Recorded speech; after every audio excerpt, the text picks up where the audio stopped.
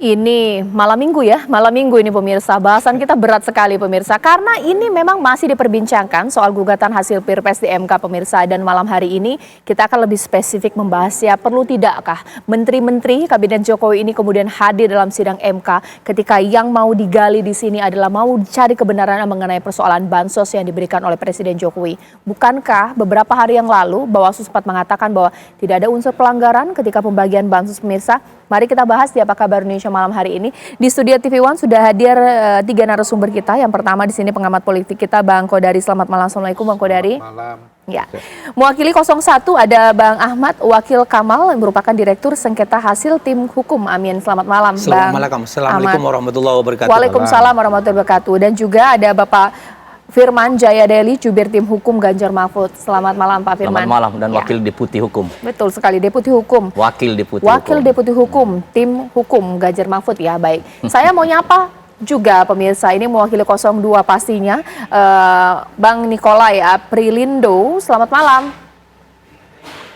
Selamat malam. Assalamualaikum warahmatullahi wabarakatuh. Waalaikumsalam.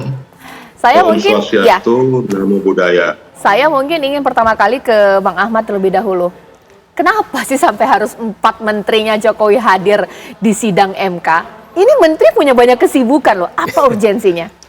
Ini kan dalam kerangka menyelamatkan demokrasi konstitusional kita. Jadi menyelamatkan demokrasi kita, saya kira sangat jauh lebih penting dari hanya rutinitas keseharian bagi menteri.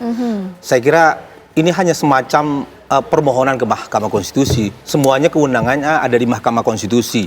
Menurut pasal 41 PMK nomor 4 2003 itu memang Mahkamah dapat memanggil keterangan pihak-pihak yang bukan diajukan oleh pemohon, termohon maupun pihak terkait. Jadi ada dasar hukumnya kita mengajukan ke Mahkamah Konstitusi dan ada presidennya.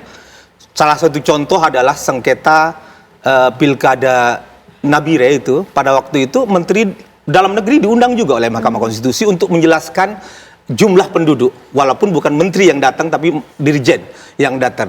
Dirjen Dukcapil pada waktu itu menjelaskan jumlah penduduk di Nabire. Saya kira kita ada dasar hukumnya, ada presidennya. Tinggal Mahkamah akan membawa kepada rapat permusyawaratan hakim apakah ini diperlukan urgensi untuk dipanggil atau enggak, atau sudah terang benderang. Karena pembagian bansos penganggarannya itu sudah nutuir vitat. Jadi sudah diketahui oleh umum bahwa ini sungguh-sungguh telah digunakan untuk politisasi pemenangan 02. Itu faktanya. Jadi kira terserah Mahkamah. Kalau sudah terang benderang ngapain kita undang menteri, kira-kira gitu Bang Daily. Oke, bagaimana Bang Firman, seperti apa? Diamini juga oleh 03 bahwa oh ya bolehlah dipanggil 4 menteri, seperti itu kan? Dalam doktrin Badan Peradilan, Mahkamah, termasuk Mahkamah Konstitusi, memang berwenang penuh secara konstitusional untuk memanggil siapapun. Bisa karena diusulkan oleh para pihak, bisa juga asal inisiatif hakim, dalam hal ini Mahkamah. Dalam posisi ini, maka sebenarnya para pihak dalam hal ini pemohon memang berkepentingan betul jikalau memperkuat pendalilan. Karena siapa yang mendalilkan, maka dia yang membuktikan. Jadi beban pembuktian itu memang diserahkan kepada pemohon. Walaupun ada paradigma baru sekarang, secara serius sudah ada pergeseran juga, apalagi kalau berkaitan yang melibatkan kekuasaan. Itu perkembangan baru sebetulnya. Bisa hakim mengambil inisiatif untuk bisa mengambil beban pembuktian itu melalui keyakinan hakim dalam rangka menggali dan mengungkapkan keadilan dan kebenaran dalam rangka memperkuat demokrasi. Nah, oleh karena itu, maka tentu hakim mempertimbangkan jikalau pemohon menghadirkan misalnya siapapun, dalam hal ini pejabat setingkat menteri atau kepala badan, untuk dimintai keterangan. Tentu itu berkaitan dengan apa yang dimohonkan, misalnya dalam konteks misalnya ada pelanggaran TSM, terstruktur, sistematis dan masif. Apalagi kalau dikaitkan misalnya politisasi, personalisasi anggaran dan keuangan negara. Dalam hal ini bansos, ada sejumlah situ subsistem yang tentu harus ditanyakan oleh para pemohon. Jadi dalam konteks itu maka sebetulnya biasa saja. Ya. Nah, sebaiknya datang dan ada kewajiban saksi kalau diminta oleh hakim. Itu udah doktrin secara universal Oke. gitu. Ya, sekarang saya ke Bang Nikolai. Keberatan tidak sih kalau 4 menterinya Jokowi ini kemudian hadir dalam sidang sebagai saksi di MK? Minimal 2 menteri lah. Ini berarti banyak dalam sekali mau digali loh. Ini keterangan bahkan juga datanya, Bang Nikolai. Kalau dari kami menyerahkan sepenuhnya pada Majelis Hakim Konstitusi, apakah merasa berwenang untuk memanggil atau tidak, itu adalah merupakan hak dan kewenangan dari Majelis Hakim yang mengadili permohonan ini. Jadi bagi kami welcome saja kalau itu menjadi permintaan dari pemohon 1 dan pemohon 2, dalam hal ini dari kubu Anies Rashid Baswedan dan Muhaimin Iskandar, demikian juga dengan dari kubu Ganjar Pranowo dan Mahfud MD. Tetapi kita kembalikan lagi kepada Majelis Hakim yang mulia, apakah menurut mereka ada relevansinya, ada urgensinya, kami kembalikan lagi. Tetapi yang mau saya katakan di sini bahwa bila kita melihat dari pokok permohonan atau dari pokok petitum dari 2 pemohon tersebut, adalah menyangkut adanya dugaan pelanggaran administrasi pemilu, utamanya secara terstruktur, sistemis, dan masif. Substansi permohonannya kan berbicara tentang adanya pelanggaran administrasi pemilu atau TSM. Demikian juga inti gugatan, namun dalilnya tersebut harus memiliki kualitas yang berkorespondensi dengan perolehan suara sebagaimana yang telah ditetapkan oleh Komisi Pemilihan Umum. Itu pertama yang perlu kami sampaikan.